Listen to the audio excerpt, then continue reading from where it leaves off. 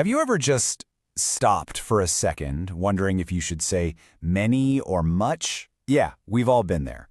Well, today we're going to solve one of English grammar's most common puzzles, the whole countable versus uncountable noun thing. Let's dive right in. So it really all kicks off with this simple question, which might seem kind of strange at first. Why is it that you can hold up 3 fingers and say, I have 3 books, and it sounds perfectly fine, but you can't do the same and say, I need 3 waters? It just feels wrong, right? But why? That's the core mystery we're about to unravel. And here it is, the big solution. It's not random at all. There's actually a system. See, English nouns fall into 2 main camps. You've got your countable nouns, which are pretty much what they sound like, things you can count with numbers. And then you have uncountable nouns, which are things you just can't count individually. Okay, so let's start with the more straightforward category, the countable nouns. We'll just call them the counters. You can think of these as the nouns that play by the numbers, and honestly, they're usually the first type of noun we all get the hang of in English. So what's their deal? Well, the rules are pretty simple. If you can stick a number in front of a noun, 1, 2, 3, it's probably countable. These guys have a singular form for when there's just one, and of course, a plural form for when there's more than one. And you can use a or an with them. Easy enough, right? And here are some perfect examples. You can have 1 book, or you can have 10 books, 1 apple, or a whole bag of apples, a single student, or a classroom full of students. See? The singular and plural forms are distinct, they're predictable, it's just simple, logical counting. And because you can count them, you get to use a special set of words. Words like many, a few, and several. All of them give you a sense of a specific, countable number of things, even if you don't know the exact amount. So, let's put it all together in a sentence. There are many students in the class. We use many here because if we really wanted to, we could count every single student in that room. It just works perfectly.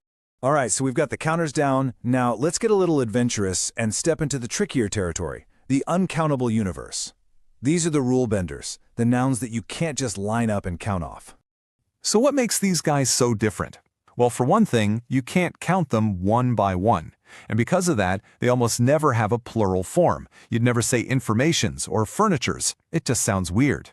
Also, you can't put a or an in front of them because that would mean there's only one of them. Now this slide is super important. Some of these make total sense, right? Like water, rice, they're just stuff. But others are abstract ideas like information, advice, or even furniture and money.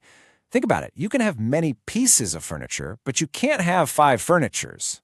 And just like our countable nouns, these have their own special set of words. So instead of many, we use much. Instead of a few, we use a little. These words are all about describing an amount, not a specific number. Take a look at this sentence. I need some information. This shows the rule in action perfectly. We're using some to talk about an unspecified amount of information. Trying to say I need many informations, well, it just doesn't fly. Okay, so you can't count water or rice or advice directly, I get it. But what if you need to? What if you're trying to order a coffee?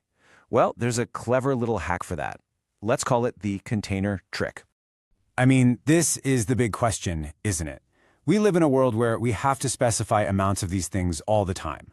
So how do we actually tell someone that we need more than just some water or a little bit of bread?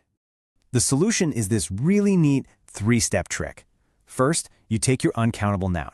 Second, you pop it into some kind of container, either a real one or just an idea of one, a unit of measurement. And third, you just combine them. So you end up counting the containers, not the stuff inside.